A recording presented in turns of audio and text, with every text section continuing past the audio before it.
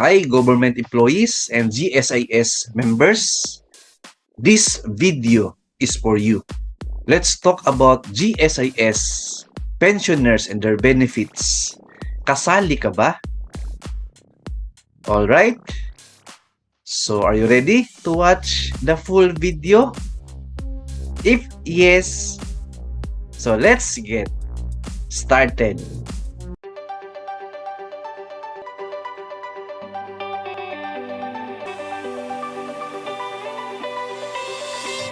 Disclaimer, ang video content natin ay hindi gawa-gawa lang or personal opinion, but based on research. Alright? So let's start with question number 1. Sino ang mga GSIS pensioners? Answer, number 1, GSIS members who retired under RA 660. Number 2, GSIS members who retired under PD 1146. Number 3, GSIS members who retired under RA 8291. Number 4, GSIS members who retired under RA 7699. Number 5, EC, disability pensioners. Number 6, EC, survivorship pensioners. Number 7, active members who have at least 15 years of periods with paid premiums or contributions. And number 8, inactive members who have at least 15 years of periods with paid premiums or contributions. So of course friends, ang number 7 and number 8, maging GSIS pensioner sila if they reach at age 60 and onwards. So friends, now we know sino yung GSIS pensioners.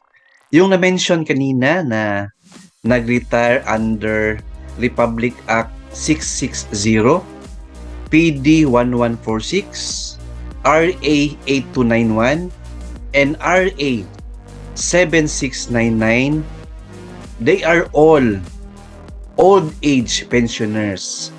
Yan po ang tawag sa kanila, old age pensioners. On the other hand, yung mga EC, disability pensioners, sila yung mga government employees before na na-disable physically. Of course, they are advised to retire. And now, meron na silang pension or pensioner na sila. And yung na-mention kanina, EC survivorship pensioners, ito po yung mga legal spouse and minor children sa mga government employees na namatay na po. Of course, may pension po yung legal spouse niyan. And 5 children na minor. Today's video, I will explain that concisely. Gawan ko ng video yan. Yung EC, survivorship pensioners. Alright? So friends, before I proceed to our next question, konting favor po, if new viewer ka sa channel ko, please hit the subscribe button below and notification bell para updated ka sa mga new videos ko weekly. Thank you and God bless to you.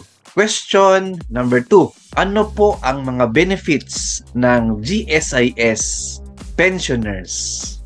Answer, number 1, old age pension. Number 2, survivorship pension. Number 3, employees compensation pension. Number 4, pension increase. Number 5, Christmas cash gift / 13th month. Number 6, milestone benefit. Number 7, funeral benefit. Number 8, enhanced pension loan. And number 9, pensioners emergency loan.